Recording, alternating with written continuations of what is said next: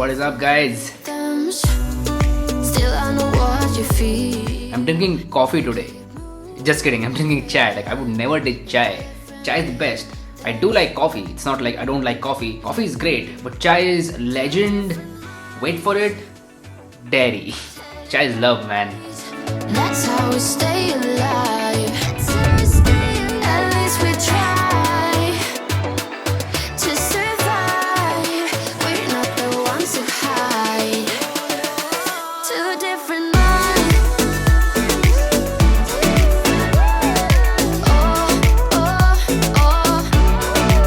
Hey guys, Harsh here and welcome back to Technolobe. Pixel 4a is finally here in India. Now it's been a weird couple of years for Pixel phones in India especially. They did not launch the Pixel 4 and 4 XL and neither did they launch the Pixel 5 series. It's just the one phone for this year and that is Pixel 4a. But nevertheless, we do have a Pixel phone for this year and I did buy it. Now as always, I have been clicking a lot of photos and videos with the Pixel 4a because it is a camera-centric phone. Now today in this video, let's talk about those photos and videos, and this is my full camera review of the Pixel 4a. Sit back, relax and enjoy. Right off the bat, let's talk about the camera hardware, which is very easy this time around because there is a single rear camera. It's a 12 megapixel camera with an aperture of f1.7. So no crazy numbers over here, no 64 megapixel, no 108 megapixel. It's just a single 12 megapixel camera and it can shoot some really good photos, and that's mainly because of the software. Let's start by talking about daylighting conditions. When you give this camera a lot of light, it shines. It shoots some awesome photos. Like the dynamic range of the photos is excellent. The shadows and the highlights are exposed in a very good way and none of the areas are overexposed as such. Like there are no blown up highlights or very dark shadows. Everything is exposed very good, at least in terms of daylighting conditions. And this is a very consistent camera. It's not like the dynamic range is good in one photo and bad in another photo. Nope, nothing like that. The dynamic range is consistent throughout and that is a very good thing. The next point that comes in is white balance. Here's where the consistency point is still valid. It is very consistent in terms of white balance. White balance is one of the most important things while clicking photos, and Google software does a very good job in terms of auto adjusting the white balance. Now if you're a photographer and shoot in manual mode, then obviously you will control the white balance yourself. But this is a smartphone which shoots in auto mode, and during that auto mode it does a very good job in terms of auto adjusting the white balance. It is consistent throughout. You might ask, what about them colors? So the colors are natural, but the saturation is a little on the higher side, and same goes for the contrast. So the images are contrasty and saturated, but not to the extent where they look unnatural. So it's like the saturation and contrast slider have been moved to the right just a little bit, and that's exactly what I would do if I were editing the photo in Lightroom. So the software already does that and it does not overdo it. Like it's in the right proportion, and that's why the images do look good in terms of daylighting conditions. Alright, so there's one thing that I forgot to talk about, and that is detail level.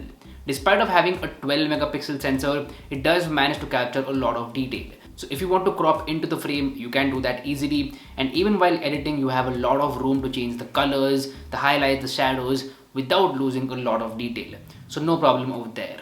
So to sum up for daylighting conditions, the Google Pixel 4a shoots some really awesome photos and it is very consistent.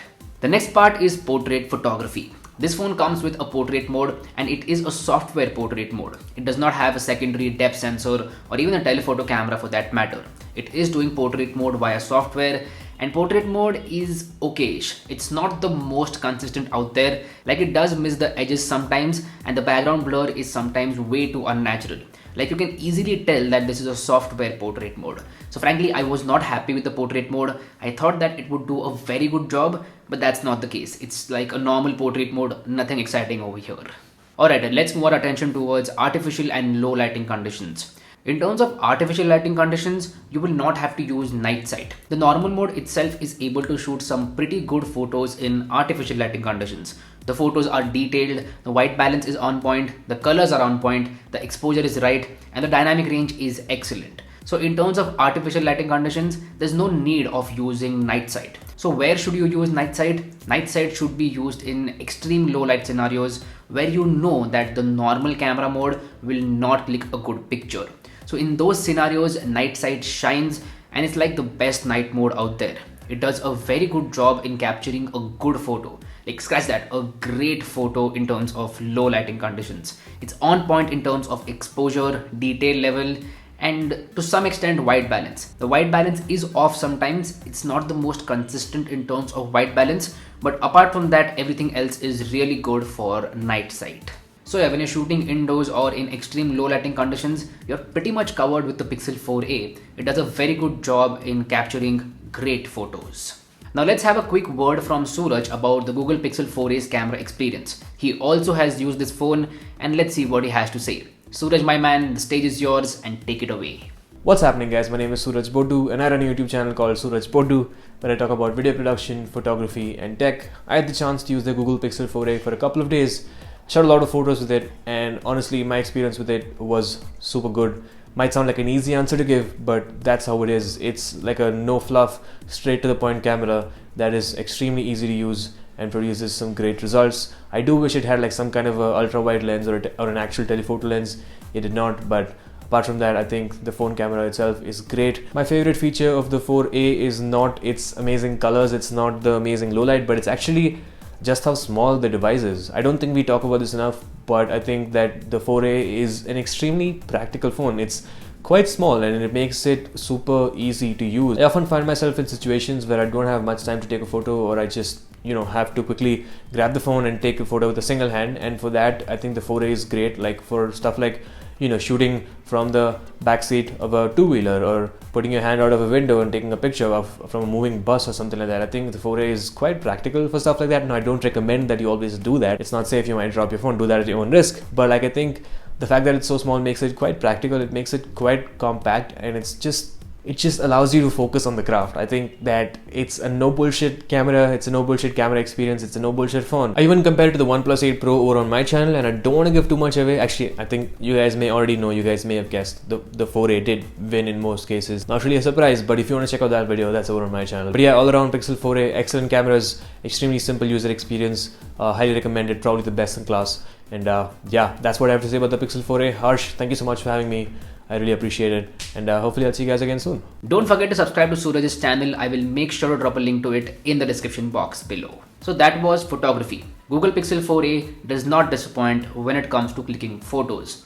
But I cannot say the same about videos. It can shoot 4K at 30 FPS. The stabilization is good, but the dynamic range is all over the place, and even the colors are a bit off. So it's not the best phone out there for shooting videos. It will shoot normal videos, nothing exciting over there. I would say iPhone SE is still the best budget phone for shooting videos. This gets me to the front camera. Pixel 4a comes with an 8 megapixel front camera with an aperture of f2.0.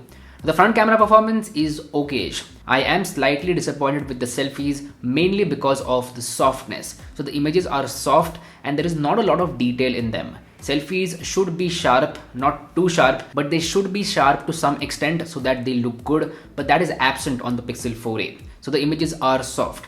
Now, apart from that, the skin tones are natural and the colors are pretty good. So if they just add some sharpness via a software update, then yeah, the selfie camera would be better. So if someone from Google is watching this, I highly doubt that, but if someone from Google is watching this, please address this issue.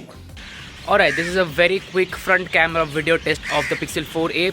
Do let me know about the audio quality as well as about the video quality in the comment section down below. Overall, Pixel 4a as expected has a great camera experience. There's just one camera and it is a no-nonsense camera. It straight up shoots really good photos, it's consistent, and I would trust it to shoot good photos. So if I'm carrying a couple of phones with me, one of them being the Pixel 4a, I am going to use that phone to shoot photos because it is consistent. So that is a very big point over here. I'm going to say Pixel 4a is the best camera phone for around 30,000 rupees for shooting photos. That's it, only for shooting photos, not for videos, and please keep that in mind.